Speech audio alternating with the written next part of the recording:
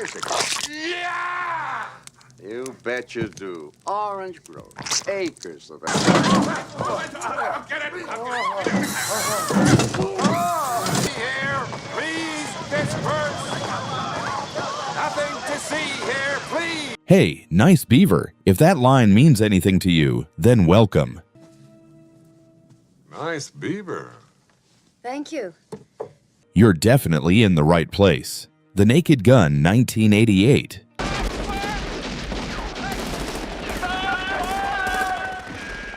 Is more than just a comedy.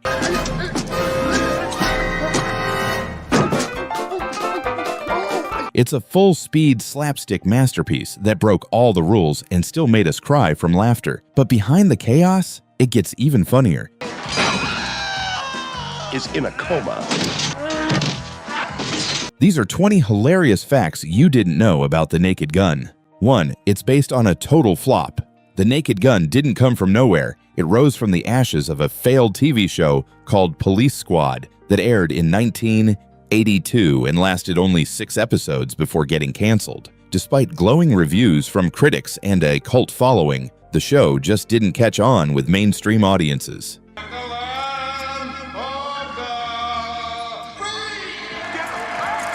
ABC infamously said viewers had to pay too much attention to get the jokes.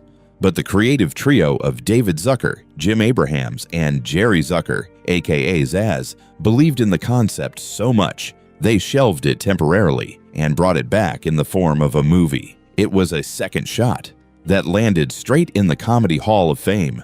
The wild part? Most people had no clue the movie was even based on a show. And those who did, they finally got the punchline they'd been waiting for. 2. Leslie Nielsen wasn't supposed to be funny. Before his comedic breakthrough, Leslie Nielsen was a serious actor, like dead serious. He starred in dramas, westerns, and crime thrillers throughout the 50s, 60s, and 70s. But it was Airplane in 1980 that flipped his career on its head. His ability to deliver absurd lines with complete sincerity was exactly what Zaz needed for The Naked Gun. What made him especially unique was that he never winked at the audience. He played it straight, even in the most ridiculous moments.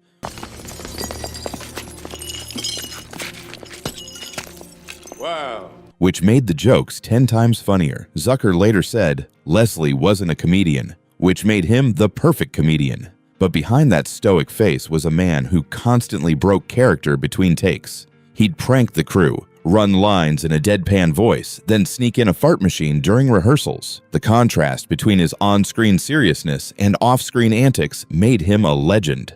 3. The hospital scene with Nordberg was impossible to film. In one of the film's earliest scenes, Frank visits Nordberg, played by O.J. Simpson, in the hospital after a disastrous mission. The scene was full of sight gags. Frank keeps injuring Nordberg even more.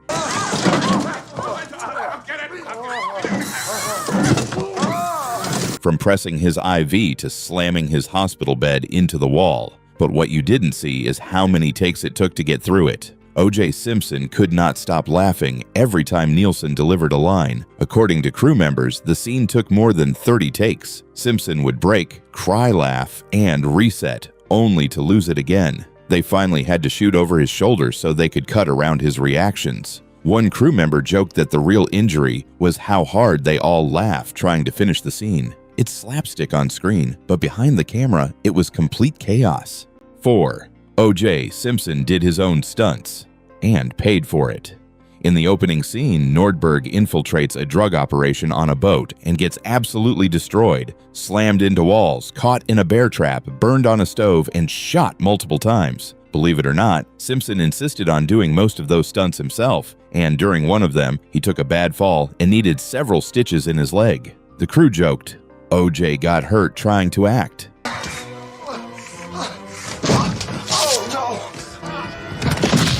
It's the most karma Hollywood ever handed out. But the real twist? Simpson's commitment to physical comedy added to the absurdity of Nordberg's character. He sold every hit, every slam, and every fall with such over-the-top drama that it became comedy gold. Whether you laugh or wince, one thing's for sure, those bruises were real.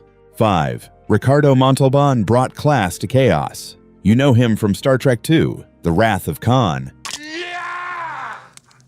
bet you do. Orange groves, acres of them. But in The Naked Gun, Ricardo Montalban played the elegant yet deadly Vincent Ludwig, the film's villain. Despite being surrounded by total absurdity, Montalban stayed calm, sophisticated, and even a little bit scary. He took the role seriously, wearing perfectly tailored suits and even insisting on staying in character between takes. The contrast made his scenes even funnier, and Zaz loved that he played Ludwig like he was in Macbeth. 6. The Queen of England may not have laughed. One of the movie's most infamous scenes features Frank Drebin sitting next to a stand-in for Queen Elizabeth II at a baseball game, where he manages to knock her over and cause total chaos. While most audiences found it hilarious, Buckingham Palace reportedly wasn't thrilled.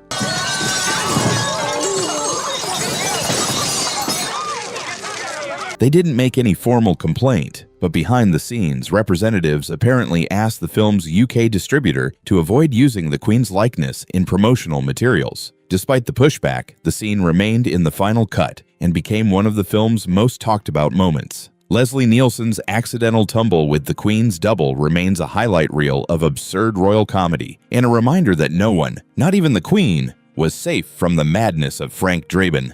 7. Reggie Jackson was confused the whole time, and that was perfect. The film's climax involves Reggie Jackson, then a Major League Baseball star, being hypnotized to assassinate the Queen. Jackson had zero acting experience and was reportedly nervous about every line, but the directors told him not to worry.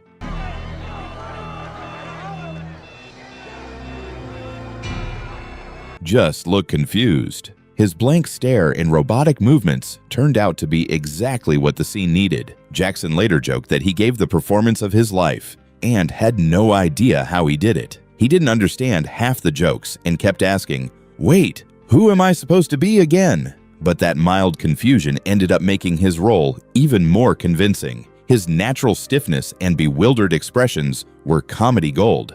8. Priscilla Presley had never done comedy and crushed it anyway. Before The Naked Gun, Priscilla Presley was mostly known as Elvis's ex-wife and for her role on the drama series Dallas. She'd never done slapstick comedy, and honestly, she wasn't even sure she could be funny. Her hair was the color of gold in old... But the Zaz team saw something in her, an elegance and sincerity that would contrast hilariously with the film's ridiculous tone.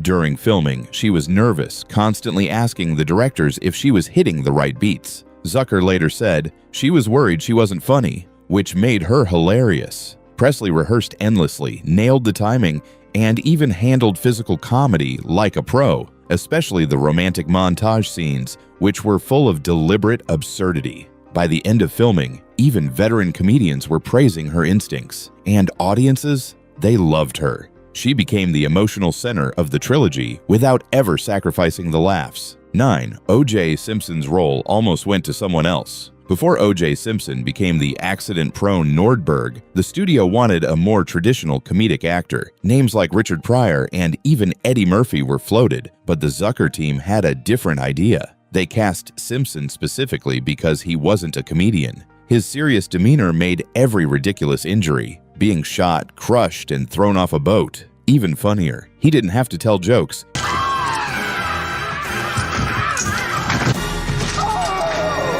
He was the joke, and somehow that made Nordberg unforgettable. 10. The hospital scene was almost too much. Remember when Frank visits Nordberg in the hospital and chaos erupts? That scene was so over the top, test audiences couldn't stop laughing. So much so, they missed entire jokes that came right after. The Zucker team had to re-edit the pacing just to give viewers time to breathe. Leslie Nielsen knocking over equipment, sitting on Nordberg's legs, and electrocuting him wasn't in the original script. It was built piece by piece during filming. Heroin. Nordberg, that's a pretty tall order. You're gonna have to give me a couple of days on that one. And every bit just made it worse, in the best way possible. 11. That priceless nice beaver moment, pure improv, and nearly got cut. The scene where Frank helps Jane off a ladder, compliments her nice beaver, and she replies by handing down a literal taxidermy beaver. That wasn't just a visual gag, it was a full-blown war with the studio. Nice beaver. Thank you. I I just had it stuffed. Let me help you with The line wasn't in the original script. Leslie Nielsen ad-libbed it during rehearsal, and director David Zucker couldn't stop laughing. So, they found a prop beaver, reshot the scene, and it instantly became one of the most iconic deadpan punchlines in comedy history. But the studio hated it. Execs called it juvenile and beneath Nielsen. Zucker fought to keep it in, arguing, "This is the tone. If you cut this joke, you don't understand the movie." The moment test audiences saw the gag, they howled. One woman reportedly laughed so hard she dropped her popcorn. That sealed it. The joke stayed, the execs backed down, and the line became legend. Today, it's so famous it's been referenced in Family Guy, Brooklyn Nine-Nine, and even one Oscar speech. Yes, seriously. 12. The baseball scene almost didn't make the final cut, and it was chaos to film. That unforgettable third act at the baseball stadium, hot dog vendors, exploding umpires, and Frank Drabin singing the national anthem like a wounded walrus? Yeah, that entire sequence was almost scrapped for budget reasons. The producers thought it was too expensive and too long, but David Zucker insisted. He said, "This is our finale. It's gotta be big, stupid, and unforgettable." They ended up shooting it at Dodger Stadium over multiple nights, often working until 4 a.m. to avoid interfering with the actual team's schedule. Most of the extras, not paid actors, just real baseball fans promised free food and a cameo. Leslie Nielsen reportedly did not want to sing, but eventually gave in and belted the anthem off-key with such bold confidence that it broke several takes from crew laughter. And the umpire brawl? That was choreographed by real pro wrestlers. One nearly dislocated Frank's shoulder by accident during the takedown. The whole scene is now considered one of the greatest comedy climaxes of all time. Wild, ridiculous, and absolutely perfect. 13. O.J. Simpson's role as Nordberg became the weirdest part of the film's legacy. When The Naked Gun came out, O.J. Simpson was known as a football legend with a few acting gigs under his belt. Casting him as Officer Nordberg was meant to add a physical comedy element, someone who could fall downstairs, crash through windows, and survive it all with a dazed expression. And it worked. His hospital bed scene, comedy gold. But here's where it gets surreal. Less than a decade later, Simpson would become the center of the most infamous trial in American history. Suddenly, scenes that once made audiences roar with laughter now played like bizarre time capsules. Zucker himself has admitted that he sometimes forgets O.J. is even in the film until he sees it again. Behind the scenes, Simpson was reportedly quiet, focused, and committed to every slapstick stunt, even breaking a toe during the prison cell scene. Nobody saw what was coming. And that twist in the movie's legacy has made Nordberg one of the most strangely unforgettable characters in comedy history. 14. George Kennedy wasn't the first choice. Before George Kennedy became the perfect dead-serious Ed Hawken, the studio had other names in mind, actors who had done comedy before. But the Zuckers wanted the opposite. They needed someone who could play it like a straight cop drama and make it accidentally hilarious. Kennedy didn't try to be funny. He just delivered every line like it was Shakespeare. That contrast, comedy gold. 15. That ridiculous lab scene? It was mostly improvised. When Frank visits the police lab and sets off chaos with a pen and some beakers, the script barely covered it. Leslie Nielsen and the crew started riffing on set, mixing chemicals, triggering explosions, and breaking props for real reactions. The fire? Totally unplanned. But Nielsen didn't break character once. The result? A scene that feels completely unhinged and totally unforgettable. 16. Queen Elizabeth II wasn't amused, and she never even saw it. The scene where Frank Drebin body checks Queen Elizabeth at a baseball game?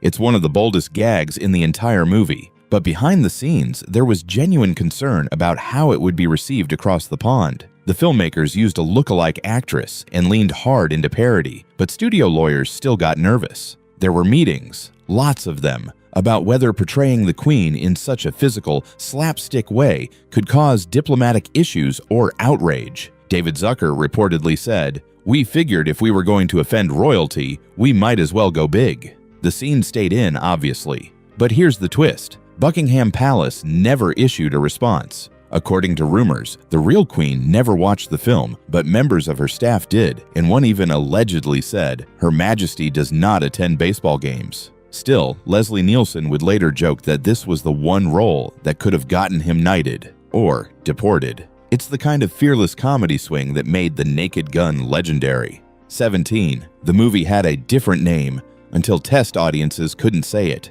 Originally, The Naked Gun wasn't called that at all. The first working title was Police Squad, the movie, a direct reference to the short-lived TV show it was based on. But when the studio held early screenings, a strange thing kept happening. Nobody remembered the title. One test viewer reportedly wrote, "Cop movie with that funny guy," on their feedback form. Executives panicked. They wanted something punchy, absurd, and unforgettable. Eventually, someone in the writer's room jokingly suggested The Naked Gun, and the whole room went silent. Not because it was bad, but because it was perfect. It sounded dangerous, stupid, and intriguing all at once. The studio had doubts. Some worried it sounded too adult or would confuse people. But the Zucker brothers fought hard to keep it. And once the marketing team paired it with Leslie Nielsen's deadpan face and that classic bullet-through-the-screen poster, it clicked. The title made no literal sense. And that was the point. It became a comedy icon simply by refusing to play by the rules. 18. Leslie Nielsen carried a fart machine on set and used it constantly. By the time The Naked Gun rolled around, Leslie Nielsen was already a master of deadpan comedy. But off camera, he was chaos. One of his favorite tricks? A handheld fart machine. He kept it in his jacket pocket and used it at every possible moment. During rehearsals, interviews, even serious cast meetings. Co-stars said he'd let one rip right before a dramatic take, forcing everyone to break. And the best part, he never smiled. He would press the button, create absolute auditory mayhem, and just stare straight ahead like nothing happened. It was so relentless that the crew eventually stopped reacting, except for George Kennedy, who reportedly walked off set once just to get a break from the gas. Zucker called it method comedy in its purest form. Nielsen believed that laughter should come from surprise, and nothing surprised people like a sudden, unexpected toot from an otherwise dignified man in a suit. It was juvenile, immature, and exactly the spirit The Naked Gun needed. 19. That wild opening credits scene, it caused real traffic chaos. You know, the one first-person view from a police siren zipping through streets, buildings, and even a roller rink. It wasn't all green screen. The filmmakers used a real police cruiser, strapped a camera rig to it, and filmed across Los Angeles with minimal warning. In fact, some drivers thought it was an actual rogue cop car and swerved out of the way, nearly causing accidents. After that, the crew had to put up big "filming in progress" signs. One of the funniest shots, when the car bursts into a locker room, was filmed in one chaotic take. It set the tone right away. Logic is optional and nothing is off limits. 20. The movie almost didn't happen because no one believed in it. After Police Squad flopped on TV, studios thought a movie version was a bad idea. They said slapstick was dead and deadpan didn't sell tickets. The Zucker team kept pushing anyway. Finally, one studio gave in, but with a tiny budget and lots of doubts. The filmmakers ignored the studio notes, stuck to their style, and proved everyone wrong. The Naked Gun became a massive hit and comedy legend. Turns out, deadpan wasn't dead. It just needed a siren and a saxophone. And there you have it. The Naked Gun, a movie so ridiculous it somehow made chaos look classy. If you laughed, learned something weird, or just love Leslie Nielsen's face as much as we do, hit that like button, subscribe, and tell us your favorite moment down in the comments. Because in a world full of serious movies, we'll take banana peels and baseball riots any day.